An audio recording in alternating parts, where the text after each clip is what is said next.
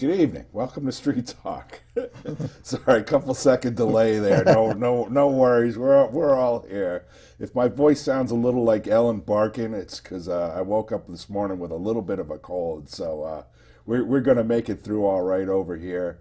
Obviously, we're off running around the state, and I get the great pleasure of meeting people throughout our state, and as I like to say, 6 people who are really go-getters can take over anything and run the table and run the world. Well, you know what? I think I just found one of the 6, and I'm going to be watching his career as we go along here, because I know he has the dearth of experience, but more than the dearth of experience, the heart of a lion to really want to go out there and make the world a better place. Josh Balter, right? Balter, yes. Balter, sorry. Who's running for Senate? In the 34th District. 34th District, against, obviously, once we come past the nominating process, would be against Len Fasano, which is a tough task. Len certainly helped us out on Street Talk. We've negotiated some things with him over the years, and he's certainly been there for us. But I always look at this way. You know what? We're a democracy, and democracy means that nobody should go unchallenged. So always the number one question I always have to ask people when we're getting out of the gate, because it takes a lot of energy, and you have a lot of things that you're involved with and you love doing. Why are you choosing to run at this point in time? It's simple. I love the state, and as I've watched what's going on in the state, and I've watched what our state senator does, it became clearer and clearer to me that Len simply doesn't represent the residents of this district, and he doesn't deliver for the residents of this district. Maybe he did one time, but that time is long ago. And it got to the point where I said, this can't go on. The people of this district deserve somebody who knows that their job is to work for them. You know, there are many things that got me to the point of saying, I need to do this, I need to run. And one of them was something he said when he was testifying last year in front of Representative Josh Elliott, where he said that one of his chief priorities was to protect the billionaires of this state. He goes, they're leaving. Well, first off, I couldn't disagree with Len more. The number one job of a state representative is to represent the people of his district and to work for them. Numbers just came out yesterday from Forbes. We had 11 billionaires in the state of Connecticut. One was in the process of leaving in April 2017. We have 16 now. So the billionaires aren't going anywhere. We need somebody who knows that they work for the constituents. And that's the job I want to do. I want to be an employee for the people of the 34th District. What do they need? What do they want? And that's why I'm running. Now remind me, 34th District is which town? It's East Haven, Yep. North Haven, a slice of Durham, and Wallingford. Okay, gotcha. I always like to carve out Yep. where it is in the state, because I never quite really understood how they managed to come up with each different boundaries for everything. But, you know, you talk about wanting to serve the state, and I think you've had a lifetime of service. Yeah. You started out in the military. Yeah, so my background is I served 20 years in the U.S. Navy. I retired as a Navy chief. I did 2 combat tours in Iraq, one on a sub, one with the U.S. Marines in Fallujah, and that was with a combat battalion. For those of your viewers who don't know how the Marine Corps works, I was Navy medical. I was a corpsman. People would think of a medic. You know, that's the understanding. So the Marine Corps doesn't have their own medical personnel. They use Navy medical personnel. And I spent about almost half of my career with the Marines all over the world, including in Fallujah. I got my undergraduate degree while I was in the Navy. I'm evidence of what it means when the government invests in its people, not just for me personally, but what that can do for society as a whole. So I got my undergraduate degree while I was in the Navy. And then while I was still in the Navy, when I got back from Iraq, I started going to law school part-time. And then when I finished, when I retired from the Navy, I completed my degree. My wife, I married a local girl, Lisa, and between us, we have 4 children. We have 2 grandchildren who go to public school in East Haven. And I was raised on a family mantra that the measure of a person's life is whether or not the world was a better place because you were in it. So you can say public service is in my DNA. And since I retired and I graduated law school, I've always done civic things. I'm a member of Rotary. I take place in various things to help the people of our state with legal. I do free clinics for people with law. I take part in the Modest Means, which ensures that people have access to attorneys who can't afford attorneys' normal rates. It's severely discounted based on income. So, my background is I know public service. It's part of my very soul. I also have a skill set which I feel will work well for the constituents of the 34th District. One of the biggest things is it's service and it's humility. This isn't about Josh being senator. This is about the people having somebody who works for them. When I became a Navy chief, we go through this initiation process. And humility is one of the main things that's taught. There's a lot of things that's taught, but humility. Because being a Navy chief, it's a leadership role. And there's a lot of power with it. But one of the main things you're taught is it's not about you anymore. It's about the people behind you. It's about the mission, getting things done. And that's what the people of our district need. Not somebody who's like, I'm senator, but somebody's like, I've worked hard. You trust me to do this job for you, and I work for you. It's not about what I can get. It's about what I can do for you. It's about humility. It's about service. And unfortunately, I think the man who currently sits in the seat that I'm going to hold has forgotten that. So I'm going to give the people what they want and need. I think you were telling me as part of being a Master Chief, your job quite literally was to be the one that, if necessary, has to stand up to the captain. Right. And I wasn't a Master Chief. That's a higher. There's 3 ranks. There's 3 ranks of chief. There's Chief, Senior Chief, and Master Chief. I retired as a Chief Petty Officer. So the history of being a Chief Petty Officer, it's different than the other branches.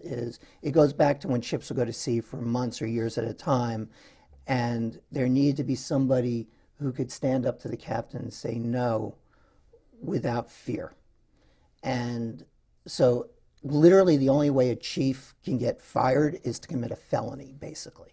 So there's great power when you know you can't get thrown out. And so, but in order to do that job, you have to have humility. You must have humility in the job.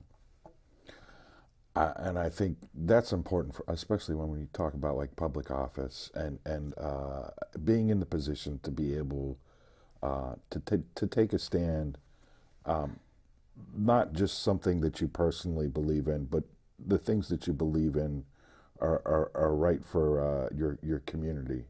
And obviously, I like the people that are a little bit more of the policy wonks, because I think when we take a look at laws, and some of the things that go right and some of the things that go wrong within them, I think we live in a lot of worlds of unintended consequences, and it takes a lot to be able to take those written words, and I've looked through laws, and questions always arise to me when I see that some of the way that things are worded. But you have to be able to read that, to be able to read what are the consequences of that, and in many ways, somebody who has the legal mind to be able to pull that apart, but also has the mind to be able to delve beyond or have the vision to see where it goes. And it's not just the consequences direct, it's also what are the potential unintended consequences of writing a law. So in my work as an attorney, I'm a trial attorney. I spend a lot of time in a courtroom, in front of a judge, in front of juries, and also negotiating is also obviously a key part of what I do. But one of the things I feel that does make me qualified for this job is I understand how laws are written. I understand how you interpret laws. And listen, one of the main jobs of a legislature is to write laws. So as I'm proposing laws to help my constituents, as I'm working on writing these laws, I got to make sure there's not an unintended consequence to the laws that we're trying to put forth. So yes, absolutely. So I know we were talking off camera about this last budget cycle, and we're talking about unintended consequences. Can you give me like a couple of examples? I know you've you've looked through this and combed through it. I know how to comb through for things that I'm familiar with. So when DSS, writes a program or being able to interpret how they're putting things into law, I can comb through that stuff because I know about the healthcare portion of it, and I know some of the budget stuff too. But being able to take the big vision of it. So I'll give you one, and I don't know if this was an unintended consequence. This might have been an intended consequence of one of the policies. So I support labor and organized labor. I come from a long history of organized labor in my family. My grandfather helped bring the Teamsters Union into the Bridge Operators Union in New York City. My mom, who was a registered nurse, she was United Federation of Teachers, covered the nurses in New York City. And she was a shop steward and had different jobs within unions. So I'm a very strong believer in unions. And unions, prevailing wage and is key. And what a lot of people don't understand is that unions are actually a very small percentage of people working within the state, within the country. But they are essential for setting wages and earning potentials of people in general, including people who are not in the unions. And so they protect the non-union workers, people whose jobs have nothing to do with unions. So prevailing wage, it used to be, and this new law just passed in this last budget, that for jobs that are going to be done, even if you don't hire union workers, and that's what prevailing wage is, it's got to be at union rates, whether it's union workers or not. It was budgets of $1 million or more for projects. So if you had a budget, a small item, let's say it was a $300,000 job, you hire local, you didn't have to pay union wages. So in the budget, they lowered the prevailing wage rate to $400,000. It's a 60% drop, my friend. Now you might say, okay, in the big scheme of things, you might say, $1,400,000, is it really that much of a difference? So I called some people I trust who are in the trade unions. I said, talk to me about this. I don't like it on its face, but I need to know more about it. I said, Josh, it's not even about the million or the 400,000. What happens, I'm sorry, they raised it from 400,000 to $1 million. So it used to be jobs of 400,000 or less. Now it's jobs of $1 million or less. Because of the way you can subcontract work out, that really makes this now $1 million prevailing wage from 400,000 to $1 million, really makes projects of 8 or 10 million. What does this do? This takes people who, let's start with the union people. And my district has the highest concentration of union members in the entire state. We're the Rust Belt of Connecticut, the 34th district. So that means my constituents, less of them are going to get work. These are people who are paying mortgages, paying taxes. They're going to get less work. It also means that other people who were going to get that same wage are now going to get less. So some people would say, well, the state saves money. It doesn't really save money, okay? What happens is there's less money being earned, so that has a trickle-down effect, and it's more like a waterfall effect, not a trickle-down. What you have is less money being paid in taxes because people are earning less, so there's less they're paying in taxes. You have people who, for those of you who know about union jobs, when there's layoffs and things like that, they qualify because they've earned it, unemployment. So that means the state's paying more money for unemployment. People may then need other benefits. The net end is actually this, it costs the state more money. When you look at these right to work states, which really is not right to work, it's union busting. When you look at these states, the 11 poorest states in the country are all quote unquote, right to work states. So this affects the middle class, the working class, and the poor, and also people who are in higher economic status, because more of their tax dollars are then being used to support people who've earned it. Everybody loses in these type of scenarios. And my constituents need somebody who's going to fight for them, and that's what I'm going to do. I know one of the big things that was floated around a couple of years ago, and obviously it's a big part of what people are talking about, living wage, and you hear a lot about people and talking about the fight for 15 and what that truly means. And I know one of the things they were talking about a couple of years ago was to almost to put like a fine on big box stores because they were paying their employees well below. Well, what a lot of people don't understand is that a lot of those employees, and they even have it in their training about how to go and qualify for Medicaid and to be on the state system. So, I mean, I always look at it as people think that, this person shouldn't have this money or whatever. You're paying it. You're subsidizing it one way or the other. Why not give people really not just the benefit, but the feeling that this is what they're earning, instead of, they're earning this lower rate over here and then going to have to be subsidized through the state process. Oh, Dominic, the reason I'm smiling is like, you haven't been to, for your audience, the magician always asks us at the stage, have you ever seen one of my stump speeches? You haven't, right? You've never been there. No. So you have just keyed in on one of the key parts of my platform. And by the way, I'm trying to be the candidate I always wanted when I was just voting for people. And that's it. I don't want to just tell people what I want to do or big ticket items. I want to tell you how I want to do it. So part of my platform is living wage. All right. One of the big things the GOP says, I'm going to get to what you're saying about the Walmarts and the big box stores. One of the things that my opponents will talk about in the GOP is we can't have an increase in minimum wage because of the mom and pop stores.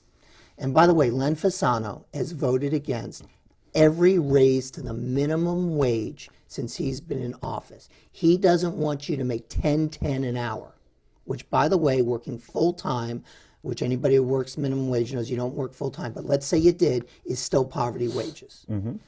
So this is how I want to do it. I want to do a sliding minimum wage. Those mom and pop stores where they work 70, 80, 90 hours a week and they're barely getting by. I get it. They can't afford $15, $16 an hour. But these Walmarts, McDonald's, Home Depot, Lowe's, Burger King, these billion-dollar companies sure as heck need to pay a living wage. And like you said, Walmart actually teaches their employees how to get state and federal aid. Well, you know what? That's corporate welfare. That's your tax dollars and my tax dollars going to prop up Walmart and all these billion-dollar companies. That ends. That is one of the biggest things I'm going to push for, is ending this corporate welfare and paying people what they deserve. Now, here's the consequences of that. Not only do people have, like you said, they have the self-esteem and the respect of earning a living wage and not needing to ask for state aid, but let's look what happens for the state. We're not spending taxpayer dollars to give to Walmart, because that's really what we're doing. We're giving to Walmart, Lowe's, Home Depot, companies like that. So now we don't have to pay these people as much money in state aid because they're earning what they deserve. Now we have these tax dollars, we can reapportion that. People who really need it. We can use other projects, which goes into the other part of my platform, which is investing in the people of the state. So absolutely, corporate welfare has to end. People have a right to a living wage, and we can do it in a way that protects mom and pop stores. So what minimum wage was originally created was an entry-level wage. It was meant for high school kids, maybe kids in college. It wasn't intended to raise your family on. Now that has become the unfortunate circumstance, especially since 2008 and the crash. We need to fix that. I will work to fix that. I agree with you completely. Well, I know one of the other big ones that it's going to be going through the legislature right now, along those same lines, is the same idea of the same wage for personal care attendants. Obviously, this is the business that I work with, and I know firsthand that the state, and this is where unions really come into play of their importance. The state has run the program that I've been involved with, brain injury, since 1999. Between 1999 and 2013, they literally raised the wages 3%, and that was just in 1 year, 3% for the whole time that the program was in existence. And it wasn't until our governor basically allowed them to come in and be as a union to be able to negotiate for benefits, that they were first to get like a rise, but also for what their contract is going through now, which is going to be the first time that a contract will be voted on by the entire legislature, not just appropriations. But what I try to explain to people, more than you're giving people a raise, it was also to give them not unemployment insurance, the other workers' comp insurance. Right at the moment, people are stuck, and not just the people who are providing the services, the people that are receiving the services, because they don't have workers' comp. They're only allowed to work 25 3/4 hours, so they can't even work full-time for one person. And if one person has 125 hours a week that they need services, they need to hire 5 full-time people, as opposed to if they had the workers' comp insurance, they could hire 3 or 4 full-time people in order to provide those services. So not only do these people have to go out and have one job, they don't even work enough hours to qualify. They have to go get another job. But on the other side, our whole community and our whole system of how we treat the aged, the disabled, is changing. It's all gone from where we used to think that everybody should be in an institution to Olmsted back in the early 2000s, to everybody should have the opportunity for community involvement. The only way that you're going to have enough people involved in that workforce to be able to provide that service is if you provide a reasonable wage in order to be able to do so. And it ends up costing the state less money to have somebody in the community than it does to have them in the institution. And I know from the other side of the aisle, because they push deinstitutionalization too, because of the expense factor. But if you don't build the system to be able to accommodate what you're trying to get to, and this is where looking more than just at a budget line item means something, and it means something to thousands of people, is to be able to have the understanding of where you're going with this whole system. And I know you talked about wanting to have people up there that are going to represent how you want to be represented. That's how I want to be represented, and that's what I look at. Now, I don't expect everybody to know everything about healthcare up there, and certainly I've educated people about brain injury, but the important factor is that you have the humility to be able to say that, and then be able to take that information or listen, or be able to take your level of expertise and be able to add the value to that in the legislation or in the process that you're writing, and not just take it for granted. So, Don, what you're saying, there's so many different. As I'm listening to you, I'm saying, God, he's talking about so many different things at once. But let's start with the first thing. It's called humanity. It's called kindness. So, the number one purpose of government is to protect its citizenry. And protecting citizenry means protecting the dignity of human beings. So you're talking about, you've got, in one hand, it seems like you've got two different groups of people. You've got what you're talking about in the home health care. You've got the client, the person who's living at home, and you've also got the persons providing the service.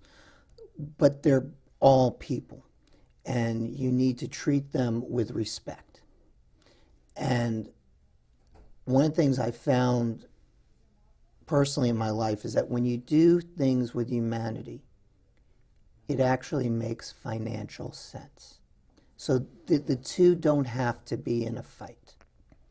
And you simply need to do certain things. So our parents, our grandparents, I don't care if you're a Republican, a Democrat, an independent. Other than your children, these are the most important people in the world to you. We need as a government to make sure that they're taken care of.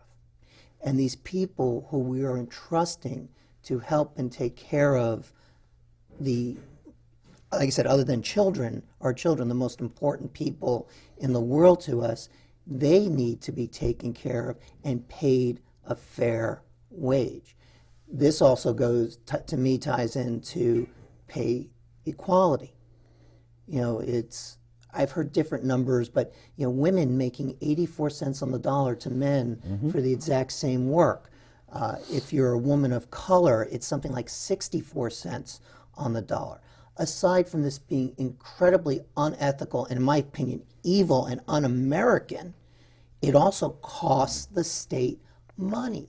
Because when a person is not receiving the same amount of money, it goes to what I was saying about the big businesses paying a living wage. It means people need more assistance. The state has to need more. It talks about how people need to more help from the state, and they can't put as much money in the economy.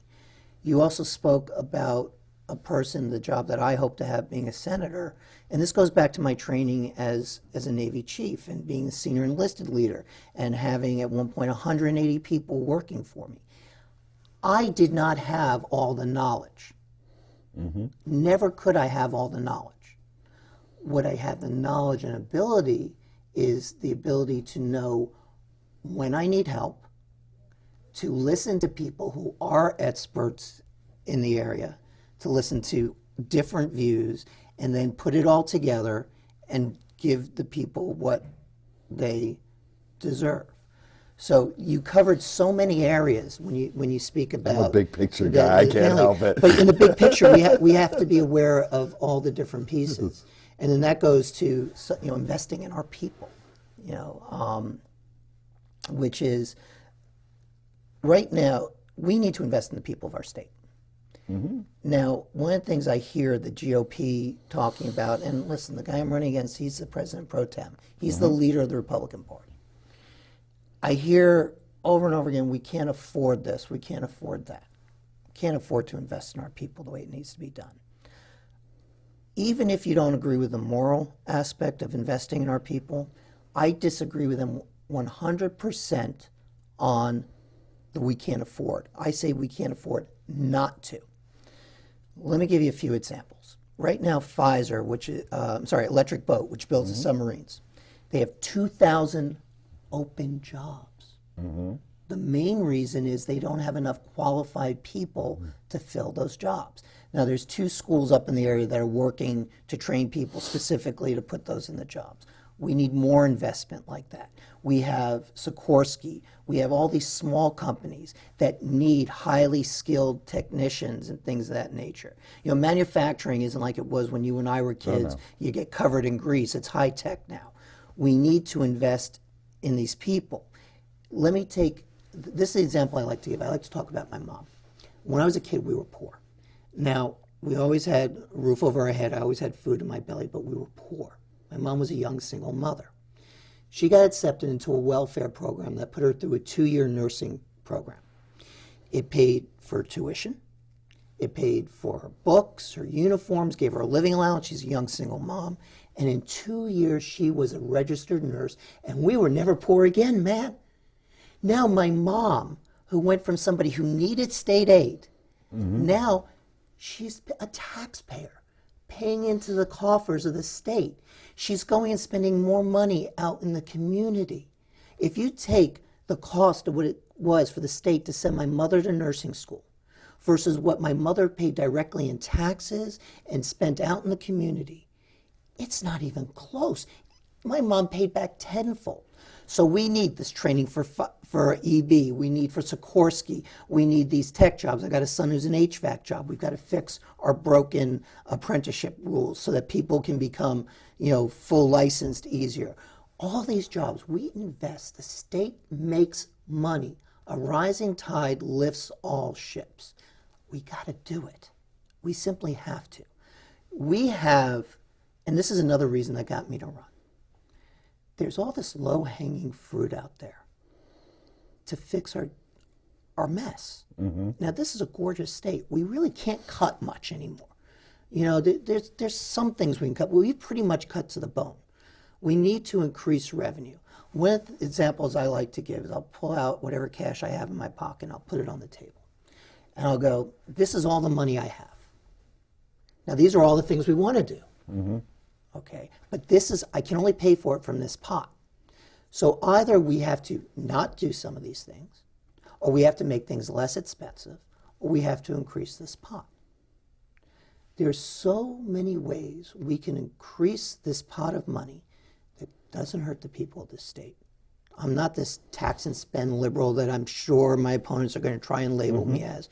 Real ways of raising real revenue that doesn't hurt the people of our state nor the businesses licensed in this state. Part is investing in people. And I've got ways of raising revenue that, if you want to hear, I'm happy to tell you about. I'm going to get to those in a second, but obviously, we talk about the investment in people. I know I face this firsthand. We had over two of our friends who were very young. We're kind of adopting them as as parents, my wife and I, and they're 23 and 24, brother and sister, and I'm looking at them and I'm saying, well, where do you want to go? What do you want to do? And it's not that they're not ambitious, intelligent, hardworking, have the heart. Sometimes it's that they lack the pieces of direction. Like he barely made it through high school, and I'm sure this probably goes to he has some sort of undiagnosed issue going along with reading and a couple other things. And he said he always had special help whenever he went into his classroom. I said, they do that for you in college too. He's like, they do? I'm like, yeah, they have to. But that's the kind of knowledge or kind of things that should be out there for people to realize that, here's somebody that could go to trade school, can go and be one of those people that gets hired by Electric Boat because they need, hundreds of welders over there. And it's not necessarily that that it has to be everybody has to go to college. It's there are so many opportunities and so many things that are left on the table in a changing economy. You do need to know some things about mathematics, geometry, and everything else. But it in the bigger picture of it, those are a lot of the skills that kids should be augmenting when they come out of high school, but they should be able to do all those pieces or have identified if they have issues going into that. And that I think is the key to keeping people in our state, because all I hear is, well, millennials just want to go to Boston. They just want to go to New York. Millennials just want to survive. There's lots of them around. Right. They're hanging out in our cities, and they're all around us. It's just we have to find a way to be able to raise them up and give them that same opportunity. So again, you hit it on the nail on the head, and you've accomplished. You've spoken about a lot of different pieces of the pie. My wife came up with this awesome saying. She said, "You can't bake a cake with one ingredient." All right. So I've got a son who's an HVAC technician. He did a year of college. He did well in college. He hated it. It wasn't for him. Yeah. You know, he loves being an HVAC tech. He loves going to work. And so you need to, one, get the message out. So when I went to high school, we had shop classes. I learned in high school how to use a hammer, a saw, a drill, a metalworking class.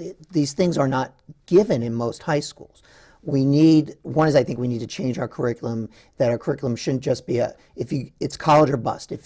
There is this mentality in too many schools that if a kid doesn't go to college after high school, he has failed. That's a lie. There's so many different ways to have a happy, fulfilling, beautiful life. Listen, I'm a lawyer. If society blew up one day, my being a lawyer is not going to have much use, with society blowing up. My background in medicine, military, that might. But you know what? The ability to electricity, heating, food, these are important things that are as important, if not more important, than lawyers, doctors, college education. So we need to, and that's part of what I said, investing in people, the school system, also giving them knowledge. You spoke about millennials. People say when we be Boston, New York, that people are leaving the state. I wasn't born here. I came here in 1999. The Navy transferred me here up to the submarine base. I fell in love with this state. We have this gorgeous coastline, beautiful interior. We've got one of the best public education systems, bar none, from kindergarten through college. We've got roads that connect us throughout the country, rail lines that connect us throughout the continent. We are sandwiched by these two beautiful cities in New York City and Boston. Plus, we've got our own culture within the state. We literally have already what businesses want and what millennials want. What we don't have is, one is we do need to tune it up a little bit. What we don't have is enough development of it, and we have this constant tearing down of our own state by our own leaders. So another valuable lesson I learned when I became a Navy chief, and I hold it with me today, is be careful of the words you choose. They're more powerful than you know. So this has driven me crazy for years. I'm sorry, Len. I realize a lot of your voters in my district, and a lot of your viewers, they like Len. And you know what? I'll go have a beer with him. I'll go shoot pool with him. I just don't want him to be my senator anymore because he simply doesn't deliver. He is constantly saying how bad this state is for business. He says it over and over and over again. Let's use some common sense here. If you're a business, an out-of-state business or an international business, and you're looking to expand, and the leader of the state government keeps saying, we're bad for business, we're bad for you, what are you going to do? I know what I'm going to do and go, okay, cross that off my list, go to the next one on my list. Pretty much.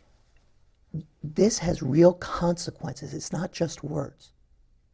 When you are the president pro tem of the Connecticut Senate, your words have tremendous power to them. Now, millennials. What do millennials want? They want thriving cities. They want culture. We've got that in New Haven. We've got that in other places. We need to talk about that, and we need to invest and build up. And as you invest in our state, as you increase the revenue so you have the money to invest in our state, millennials are going to want to be here. But you said it. Millennials want to survive. So we're going to give them the jobs. We're going to promote business here. Hartford just ranked number 4 for IT in the United States. Number 4. Okay, millennials love IT. We're smack in the middle between Boston and New York City. Why don't we have the Silicon Valley corridor through Connecticut? There's so many things we need to do. So instead of constantly saying the state is bad, let's talk about where it's good, legitimately good, and let's do the things that we need to do to make it more attractive. Low-hanging fruit. As I like to say, you know what? I would rather be part of the process that looks for the answers than to sit there and criticize everything that's wrong. You know what? There are some things that need to be fixed, certainly. But unless you're looking for the answers, complaining about it's not going to get it done. And that's just my personal, mantra in life. Is just that's the way I have to be. I have to look for an answer, and even if it doesn't seem right there, it doesn't mean that you just stop at that point and don't continue to look beyond that.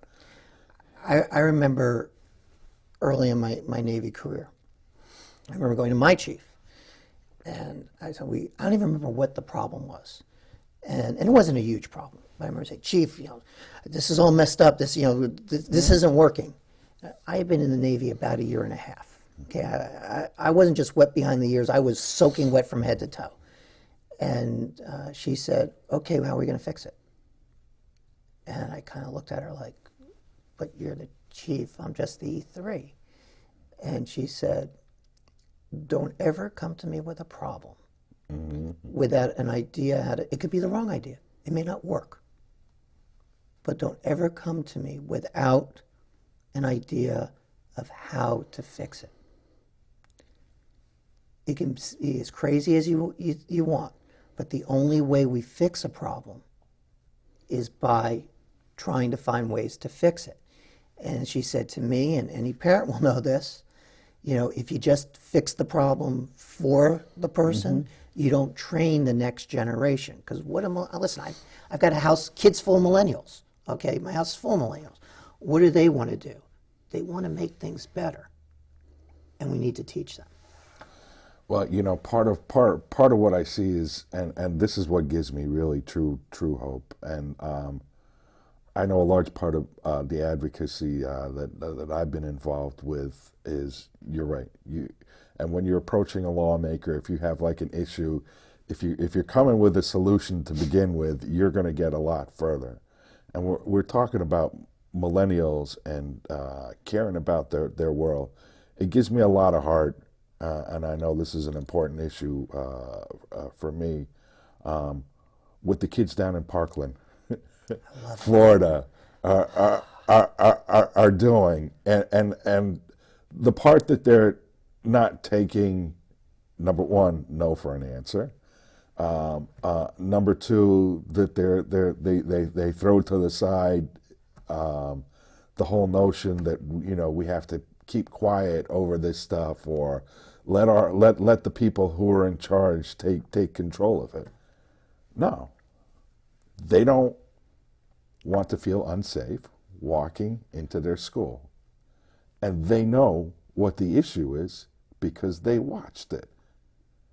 And I know this is slightly different, and it comes across in the same part as what Sandy Hook. Sandy Hook really took apart our hearts.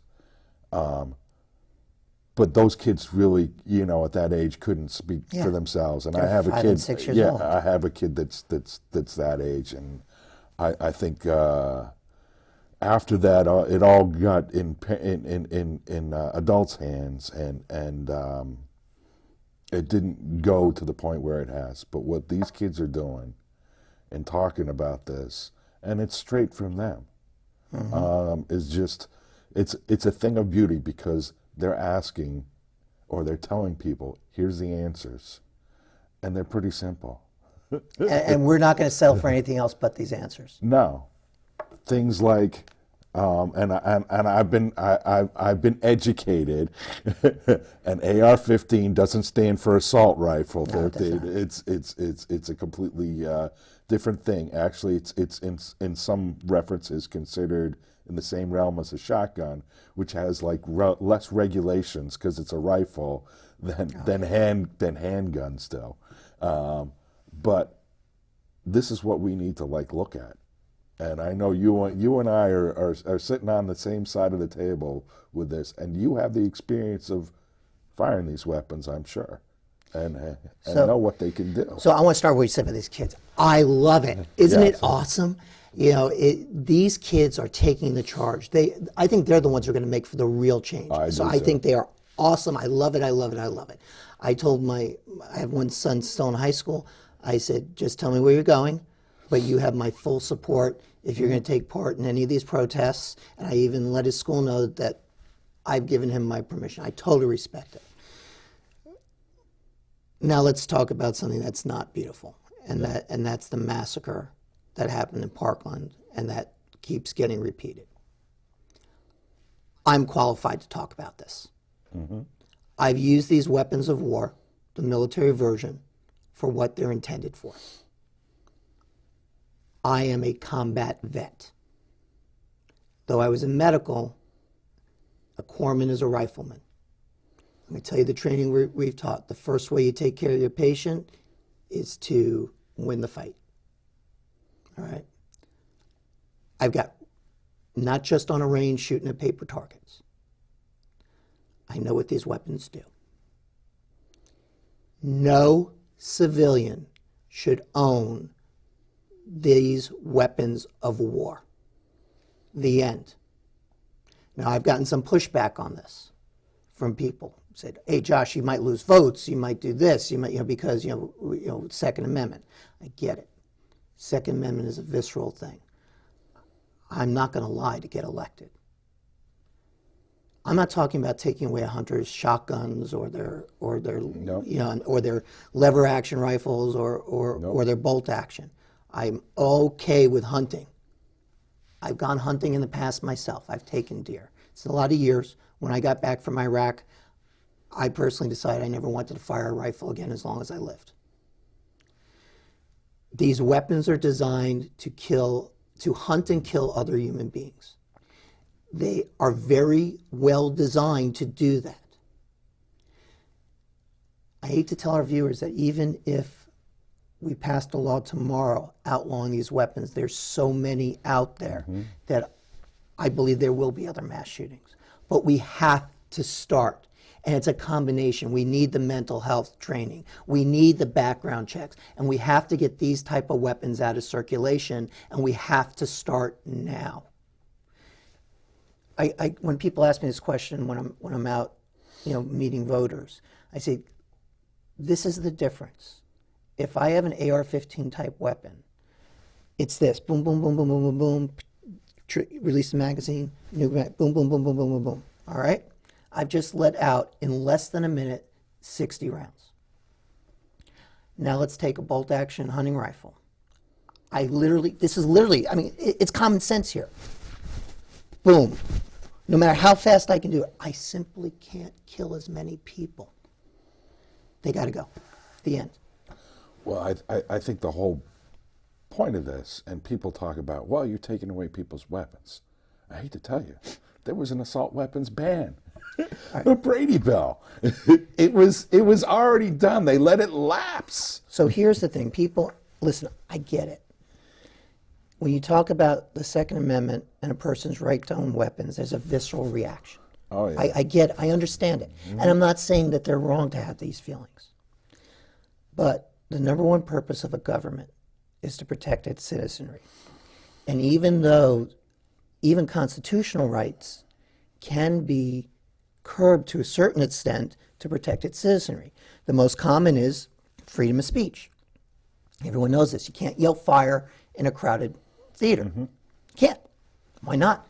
Freedom of speech. Why? Because it's the safety of others. Tommy guns, fully automatic machine guns, were once completely legal in the United States.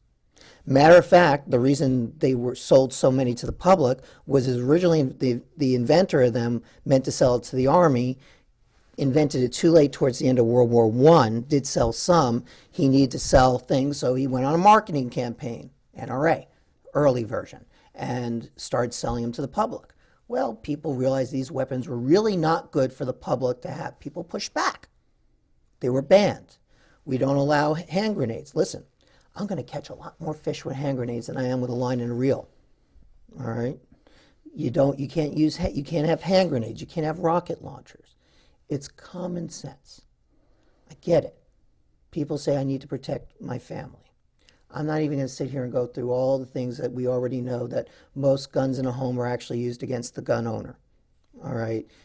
These type of weapons do not make you safer. But more importantly, they make everybody else unsafe. Now, I fully believe that 99.99999, take it however far you want, of people who own AR-15 type weapons right now will never commit mass murder. I believe that. However, people snap. Weapons get stolen. That's how most illegal weapons are. They're stolen. All right. And when they are used, you get Parkland, you get Las Vegas, you get Sandy Hook. Come on, people. This is just common sense.